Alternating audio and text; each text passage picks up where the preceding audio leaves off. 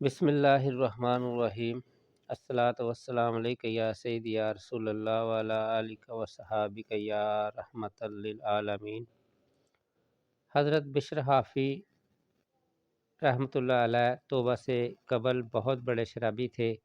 آپ ایک مرتبہ شراب کے نشے اور مستی کے عالم میں کہیں جا رہے تھے کہ راستے میں آپ نے ایک کاغذ کا ٹکڑا دیکھا جس پر بسم اللہ الرحمن الرحیم لکھا ہوا تھا۔ آپ نے تعظیماً اسے اٹھا لیا اور عطر خرید کر اسے معطر کیا، پھر اسے ایک بلند جگہ پر رکھ دیا۔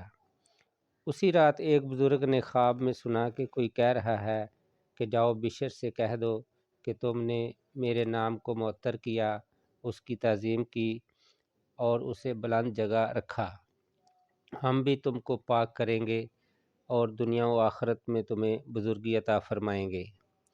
ان بزرگ نے دل میں سوچا کہ بشر تو ایک شرابی اور فاسق شخص ہے، شاید میں نے یہ خواب غلط دیکھا ہے۔ چنانچہ انہوں نے وضو کیا، نفل پڑھے اور پھر سو گئے۔ دوسری مرتبہ انہوں نے پھر وہی خواب دیکھا، اسی طرح 3 مرتبہ یہی نظر آیا اور یہی آواز سنی، یہ ہمارا پیغام ہے، بشر ہی کی طرف ہے اور جاؤ انہیں ہمارا پیغام پہنچا دو۔ چنانچہ صبح ہوتے ہی وہ بزرگ حضرت بشر کی طرف تلاش کے لیے نکلے۔ ان کو پتہ چلا کہ وہ شراب کی محفل میں بیٹھے ہیں، تو وہ وہیں پہنچے اور بشر کو آواز دی۔ لوگوں نے بتایا کہ وہ تو نشے میں بے ہوش پڑے ہیں۔ انہوں نے کہا تم لوگ اسے جا کر کسی طرح یہ بات سنا دو کہ تمہارے نام کی ایک ضروری پیغام آیا ہے اور پیغام لانے والا باہر کھڑا ہے۔ چنانچہ وہ لوگ گئے اور حضرت بشر سے جا کر کہہ دیا کہ اٹھو، باہر چلو، تمہارے نام کوئی پیغام آیا ہے۔ حضرت بشر نے فرمایا انہوں نے ان سے پوچھو کہ وہ کس کا پیغام لائے ہیں۔ چنانچہ لوگوں کے دریافت کرنے پر وہ بزرگ فرمانے لگے اللہ عز و جل کا پیغام لایا ہوں۔ جب آپ کو یہ بات بتائی گئی تو جھوم گئے اور فوراً باہر آئے اور پیغام میں حق سن کر سچے دل سے توبہ کی اور اس بلند مقام پر جا پہنچے کہ مشاہدہ حق کے غلبہ کی شدت سے ننگے پاؤں رہنے لگے اور کبھی جوتا پاؤں میں نہ پہنا۔ اسی لیے آپ رحمۃ اللہ علیہ کو حافی کے نام سے یاد کیا جاتا ہے۔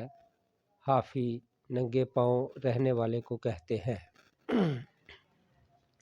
حضرت بشر حافی رحمۃ اللہ علیہ ہمیشہ ننگے پاؤں چلتے تھے اور جب تک بغداد میں زندہ رہے کسی چوپائے نے راستے میں گوبر نہ کی، اور وہ صرف اس حرمت و ادب کے پیش نظر کہ حضرت بشر حافی رحمۃ اللہ علیہ ننگے پاؤں چلتے ہیں۔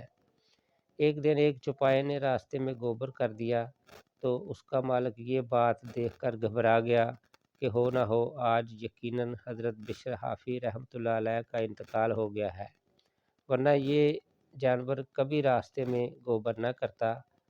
چنانچہ تھوڑی دیر کے بعد اس نے سن لیا کہ واقعی حضرت بشر حافی رحمۃ اللہ علیہ کا وصال ہو گیا ہے۔